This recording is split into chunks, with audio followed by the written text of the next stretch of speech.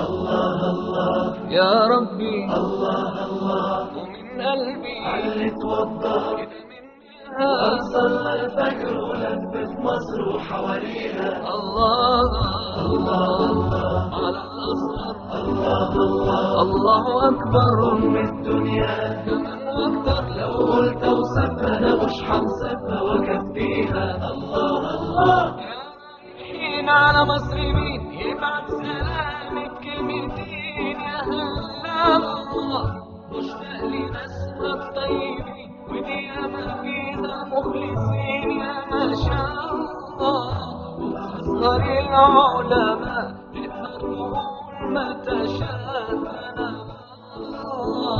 أدعي لهم رب السماء وقولوا آمين إن شاء الله إن شاء الله. الله الله يا ربي، الله الله ومن قلبي علي توضى كده مني.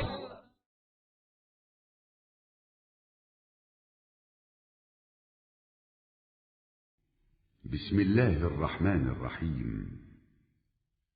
العربية بين يديك، سلسلة في تعليم اللغة العربية لغير الناطقين بها. كتاب الطالب الثاني، الوحدة الأولى، الدرس الأول. استمع إلى الحوار. الحوار: في العسل شفاء. أمريض أنت؟ نعم، أشعر بآلام شديدة في المعدة. هل ذهبت إلى الطبيب؟ لا، لم أذهب إلى الطبيب ولم أتناول أي دواء. هل سمعت قصة الصحابي الذي عالجه الرسول صلى الله عليه وسلم بالعسل عندما اشتكى من بطنه؟ لا، لم أسمع بها. لقد أمر الرسول صلى الله عليه وسلم أخا المريض أن يسقيه عسلا. وهل شفي؟ نعم، بعد أن سقاه 4 مرات. العسل؟ سبحان الله. نعم، العسل. قال تعالى: فيه شفاء للناس. سأتناول العسل مثل هذا الصحابي. توجد محلات كثيرة لبيع العسل في السوق المركزي. سأذهب الآن إلى هناك وأشتري العسل. شفاك الله. بسم الله الرحمن الرحيم. Arab tili huzuringizda. O'quvchilar kitobi 2-qism. 1-bo'lak. Sog'lomlik ko'ngil bilish. 1-dars asalning shifolik roli. Og'rib qolganmidingiz? Shundoq, oshqozonimni og'riyotdim. Doktorga ko'rindingizmi? Doktorga ko'rinmadim, dorini yemedim. Payg'ambar alayhisolamning bir sahobini qursiq og'rib qolganda asal bilan davolaganligini anglamaganmidingiz? Yo'q, anlamabdi ekanman. Rasululloh kasalning qarindishini uningga asal ichkizishga buyurgan edi. U saqayganmidi? Shundoq, uningga 4 qatim ichkizgandan keyin saqaygan edi. Asal? Subhanallah. To'g'ri, asal. Astag'firullah. Alloh Qur'on Karimda asalda kishilarga shifolik bor degan edi. Menmu mushu sahabiga o'xshash asal ichay. Markaziy bozorda asal sotadigan nurg'un do'konlar bor. Men hozirla u yerga berib asal sotib olay. Alloh sizga shifolik bersin. الوحدة الأولى، الدرس الثاني. استمع إلى النص. زينب ومريم صديقتان. زينب ومريم صديقتان تتشابهان في أشياء كثيرة، فهما تسكنان في حي واحد وتدرسان في جامعة واحدة، ولكنهما تختلفان في أمر آخر، فزينب نحيفة جدا ومريم سمينة جدا. تريد زينب أن تكون سمينة ولكنها لا تستطيع، وتريد مريم أن تكون نحيفة ولكنها لا تستطيع. زينب تفكر كثيرا في هذه المشكلة. ماذا تفعل؟ وزنها الآن 55 كيلا. كيف تزيد وزنها؟ يجب أن يصل وزنها إلى 70 كيلا. حاولت زينب وحاولت ولكنها لم تنجح. أخذت زينب تتناول كثيرا من الطعام، تأكل اللحم والخبز والبيض والأرز والجبن والعسل والحلوى والمربى، وتشرب الحليب وعصير الفواكه. لم تمارس زينب الرياضة، ورغم ذلك ظلت نحيفة. ماذا تفعل؟ أكلت كثيرا وشربت كثيرا، ولكنها ظلت نحيفة. تختلف مشكلة مريم عن مشكلة زينب، فمريم سمينة جدا وتريد أن تكون نحيفة. وزنها الآن 90 كيلا. كيف ينقص وزنها؟ يجب أن يصل وزنها إلى 70 كيلا. تركت مريم السكريات والنشويات ومارست الرياضة شهرا. لم تستطع مريم، فهي تحب الأكل. أخذت مريم تأكل كثيرا فزاد وزنها ولم ينقص. بسم الله الرحمن الرحيم. Arab tili huzuringizda. O'quvchi kitob 2-qism. Birinchi bo'lak sog'lomlik ko'ngil bilish. Ikkinchi dars. Zaynab bilan Maryam do'st bo'lib, nurg'un taraflarda o'qishishdi. Bir mahallada turdi, bir universitetda o'qiydi, lekin yana bir ishda farqlandi. Zaynab bo'lsa bakli uruq, Maryam bakli semiz. Zaynab semirishni o'ylayotgan bo'lsa-mu, biroq semir yelmadi. Maryam uruqlamoqchi bo'lsa-mu, lekin uruqlayolmadi. Zaynab mushu masalada ko'p o'ylandi. U nima ish qilish kerak? Hozir uning eg'irligi 55 kilogram bo'lib, u eg'irligini qandoq oshirdi? Uning eg'irligi 70 kilogramga berish kerak. Zaynab shuncha uringan bo'lsa-mu, biroq natijaga erisha olmadi. Zaynab tamoqni ko'p yeyishga boshladi.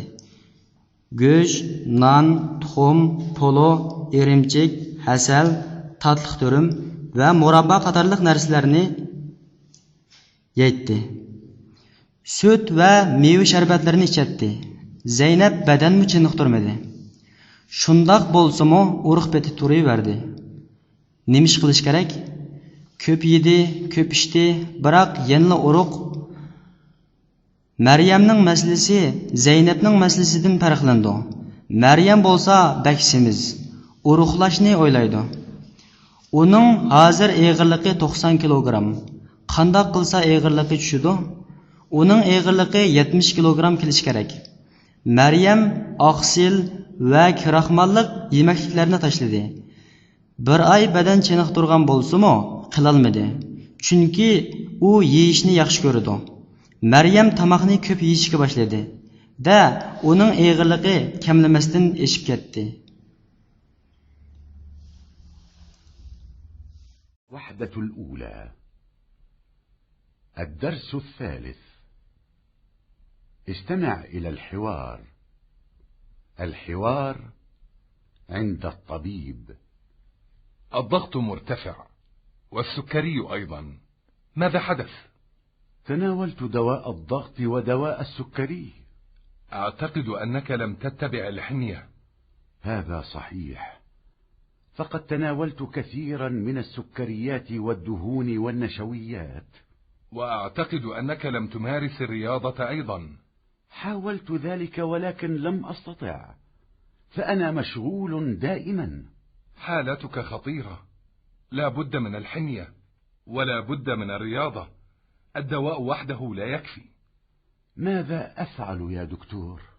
اتبع الحمية ومارس الرياضة وتناول الدواء وقابلني بعد شهر. الضغط عادي وكذلك السكري. ما شاء الله. ماذا فعلت؟ اتبعت الحمية ومارست الرياضة وتناولت الدواء. أحسنت. قابلني بعد 6 أشهر إن شاء الله، وجزاك الله خيرا. Bismillahirrahmanirrahim. Arab tili huzuringizda. O'quvchilar kitobi 2-qism. Birinchi bo'lak sog'lomlikka ko'ngil bilish. 3-dars doktorning yanida. Qon besimi yuqori, oqsil moddasimi eshib ketibdi. Nima ish bo'lgandi? Qon besim va oqsil dorisini yegandim. Qaraganda siz farz tutmabsiz. To'g'ri. Men oqsillik, mayliq va kraxmallik yemekliklarni ko'p yegandim. Meningcha siz badanni chiniqtirmabsiz. Shundoq. Qilay degandim, biroq qila olmadim. Chunki men doim aldirash. Ahvolingiz xatarlik. Farz tutib, badan chiniqtirish kerak. Dorilik kifoya qilmaydi. Undaqda qanday qilsam bo'ldi? Farz tutib, badan chiniqtirib, doriyang. Bir oydan keyin men bilan ko'rishing. Qon besim normal, oqsilmi normal. Maşallah, nima qilgandingiz? Farz tutib, badan chiniqtirib dori yegandim. Yaxshi qilibsiz.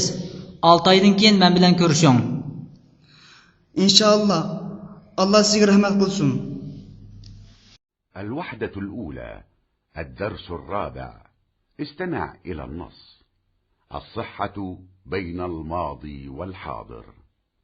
كانت علامة الصحة في الماضي أن يكون الإنسان سمينا كثير اللحم والشحم، فالإنسان السمين هو الصحيح والإنسان النحيف هو المريض. وكان الناس يأكلون كثيرا إذا وجدوا الطعام، وكان الرجال يفضلون الزواج بالمرأة السمينة ولا يحبون الزواج بالمرأة النحيفة. تقدم الطب كثيرا الآن، وظهر أن هناك أمراضا تصيب الشخص السمين، وهي أمراض خطيرة مثل أمراض القلب والسكري وضغط الدم. لقد أصبحت البدانة اليوم علامة على المرض، وأخذ الناس يتبعون الحمية فيتناولون طعاما قليلا ويبتعدون عن السكريات والدهون والنشويات.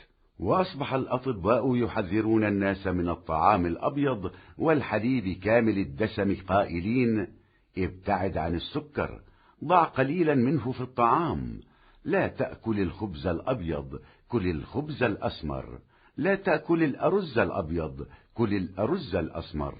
وأصبح الناس يتبعون الحمية فيأكلون قليلا من اللحم الأحمر والبيض، ويتناولون كثيرا من السمك والدجاج والخضروات والفواكه. نهى الإسلام عن الإسراف في الطعام، لأن الأكل الكثير يضر الإنسان. قال تعالى: وكلوا واشربوا ولا تسرفوا إنه لا يحب المسرفين. وقال الرسول صلى الله عليه وسلم: ما ملأ آدمي وعاء شرا من بطنه، بحسب ابن آدم أكلات يقمن صلبه، فإن كان لا محالة فثلث لطعامه وثلث لشرابه وثلث لنفسه. بسم الله الرحمن الرحيم. Arab tili o'zingizda. O'quvchilar kitobi 2-qism 1-bilak sog'lomlik ko'ngil bilish.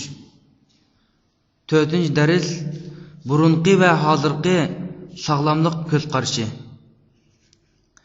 Ilgari kishilar semiz bo'lib, go'sht, meyning ko'p bo'lishi sog'lomlikning belgisi edi. Semiz odam sog'lom hisoblanadi, uruq odam bo'lsa kasal hisoblanadi. Kishilar topsila tomoqni ko'p yeydi.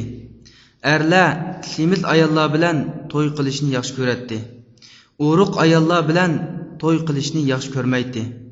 Hozir meditsina ko'p taraqqiy qildi. Semiz odamga tegadigan nurg'unlagan kasallarning borligi aniqlandi. Ular yurak kasali, diabet va qon besimiga o'xshash xatarlik kasalliklardir. Bugungi kunda semizlik kasallikning alomati bo'lib qoldi. Kishilar paril tutib, tomoqni oz yeb, oqsillik, mayliq va kiraxmallik yemeklardan yiroqlashga boshladi. Doktorlar kishilarni oq osh va mayliq tutlardan mundoq deb ogohlantiradigan bo'ldi. Shakardan yiroq turing, tomoqqa oz soling, oq non yemang, seriq non yeng, oq guruch yemang, seriq guruch yeng. Kishilar paril tutib, qizil va oq go'shtdan oz yeydigan beliq, to'xu, ko'ktat va meva-chevalarni ko'p yeydigan bo'ldi. Islom tomoqda haddidan oshirib o'tishni to'sdi. Chunki ko'p yeyish odamga ziyonli. Alloh mundoq deydi: Bismillahirrohmanirrohim. Yanglar ichinglar, isrof qilmanglar. Allah isrof qilg'uvchilarni yaxshi ko'rmaydi. Payg'ambar alayhisalom mundaq degan: odam o'zining qo'rsliqidan yomonroq qochini to'shqilmas. Odam balsiga dastlab turalig'idek yemaklik yetarlik. Agar mumkin bo'lmasa, 3dan 1ni tamoqiga, 3dan 1ni ichimligiga, 3dan 1ni nafaslanishga qilsin. الوحدة الأولى، الدرس السادس. استمع إلى النص. من أضرار التدخين. انتشر التدخين وكثرت نسبة المدخنين في هذا العصر، مما ينذر بازدياد المشكلات الصحية بينهم. فقد أظهرت دراسات كثيرة أن التدخين يعرض الصحة لكثير من الأخطار، وأنه سبب لكثير من الأمراض، مثل أمراض القلب وسرطان الرئة والالتهاب الرئوي، كما أنه يسبب الشيخوخة ويزيد نسبة الوفيات. صحيح أن كل شيء بقضاء الله، وأن الموت والحياة والمرض والصحة كلها بيد الله، ولكن يجب أن نتذكر دائما أن الله سبحانه وتعالى يقول: ولا تلقوا بأيديكم إلى التهلكة، ويقول: ولا تقتلوا أنفسكم إن الله كان بكم رحيما. والتدخين قتل للنفس وانتحار بطيء، كما أنه ضرر بإجماع الأطباء والعقلاء. والرسول صلى الله عليه وسلم يقول: لا ضرر ولا ضرار.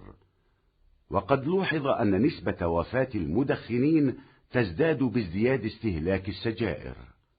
طبقا لتقرير منظمة الصحة العالمية، فإن التدخين أخطر وباء عرفه الجنس البشري، والوفيات الناتجة عنه تعد أكثر الوفيات التي عرفها تاريخ الأوبئة، وخصوصا في الدول الفقيرة، حيث تنشر شركات التبغ دعاياتها وتبيع أسوأ أنواع السجائر وأخطرها. وفي كل هذا دليل على خطر التدخين على البشرية. فهل يدرك صغار الشباب بصفة خاصة ما ينتظرهم من أخطار وأضرار إذا مارسوا التدخين وأقدموا عليه؟ نتيجة لكل ما سبق، فإن المدخن يقتل نفسه بنفسه، كما ثبت أن ضرر التدخين يتعدى المدخنين أنفسهم إلى بقية أفراد المجتمع من المجاورين للمدخنين. فالتدخين ضرر متعد، لأن الدخان المتصاعد من أفواه المدخنين يستنشقه من حولهم دون اختيار منهم، والحرية الشخصية هنا تتعارض مع حقوق المجتمع. وكم من حريق شب بسبب المدخنين، وكانت أضراره جسيمة. ينفق المدخنون أموالا كثيرة على السجائر، ولا يأخذون مقابل ذلك إلا ضررا وخسارة. وقد وجد أن ما ينفقه 60 مليون مدخن في أمريكا يكلف 4 مليارات دولار في العام.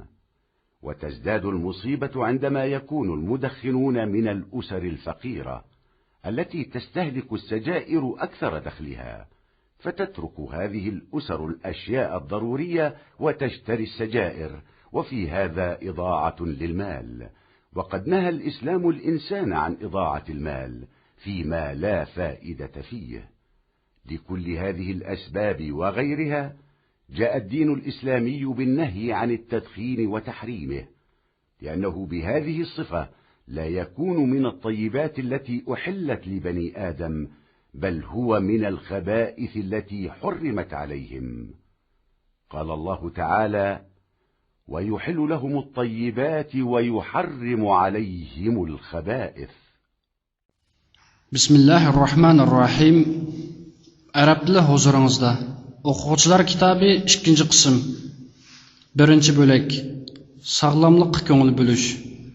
6-dars tamakining ziyonlari. Tamakining tarqilishiga ergishib, mushu asrda tamaki chekuvchilarning nisbati ko'paydi. bu ularning o'ttirisidagi sog'lomlik masalalarining eshib ketganligidan signal berdi. Nurg'unlagan tadqiqotlar tamaki chekishning sog'lomlikni nurg'un xatarlarga duchor qilganligini va uning yurak kasali, o'pka roki, o'pka yallig'iga o'xshash nurg'un kasallarga sabab bo'lganligi va shuningdek baldur qirib ketishga sabab bo'lib o'lim nisbatini oshiradiganligini oshkorladi. To'g'ri, haqiqatan hamma ish Allohning hukmi bilan bo'ladi. O'lim, hayotlik, kasallik va sog'lomlik Allohning qo'lida. Lekin biz doim Allohning mundoq deganligini eslab turishimiz kerak. Sizlar o'zinglarni halokatga tashlamanglar. Sizlar o'zinglarni o'ldirmanglar. Alloh haqiqatan sizlarga nihoyat mehribondir. Tamaki chekish o'zini o'ldirish va o'zini tadrijiy vayron qilishdir. Shuningdek, doktorlar bilan tadqiqotchilar uni birdek ziyonliq deb qaraydi. Bu haqda Payg'ambar alayhisalom payda bo'lsin yoki bo'lmasin ziyon yetkazishga bo'lmaydi degan. Tamakining ko'plab iste'mol qilinishi bilan bangilarning o'lim nisbati ko'payib ketganligi bayqaldi.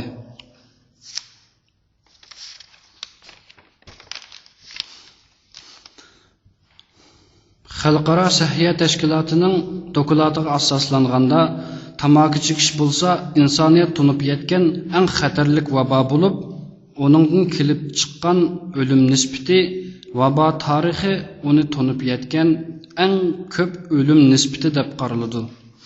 Bo'libmi, tamaki shirkatlari o'zlarining tashviqotlarini tarqatayotgan va eng nachar, eng xatarlik tamakilarni sotayotgan namrat davlatlarda tiximi shundoq. Mana shuning hammasi tamakining insoniyatga bo'lgan xatariga dalil bo'la oladi. Xususan, yosh o'smirlar tamakiga o'ginib, tamakiga yuzlanayotgan vaqtda o'zlarini kutayotgan xim xatarni bilamdi. Yuqoridagi ishlarning yig'indisi tamaki chekuvchi o'zi o'ldirdi. Shundaqla tamakining ziyni bangilarning o'zidan o'tib, bangilarning yinidagi jamiyatning boshqa kishilariga bo'ladi. Tamaki chekish tajovuz qiladigan ziyon. Chunki bangilarning ig'zidan chiqayotgan tutunni atrofidagilar ixtiyorsiz sumirib oladi. Bu yerda shaxsiy erkinlik jamiyat huquqi bilan to'qnashib qoldi.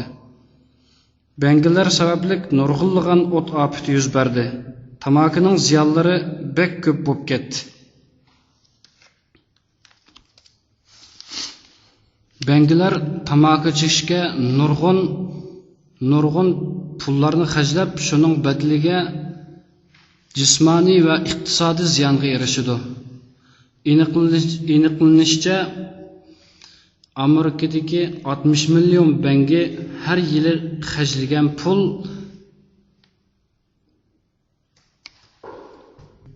$4 milliard Amerika dollari sarf qildi ekan.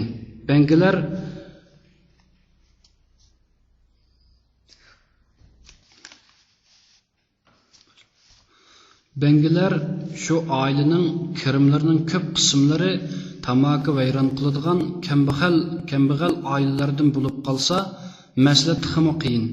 Chunki zarur narsalarni tashlab tamaki sotib oladi. Mushundoq qilganda nurg'un pullar zoya qilinadi. Islom kishilarni bu orqali foydasi yo'q ishlarga pul sarf qilishni cheklagan. Mushu va boshqa sabablar tufayli islom dini tamakini cheklab va harom qilib keldi. Chunki bu mushu nachar sifatlar bilan insoniyatga halol qilgan pok narsalardan bo'lmasdan, balki ularga harom qilingan narsalarning qatoridandir. Alloh mundoq deydi: Alloh ularga pok narsalarni halol qiladi.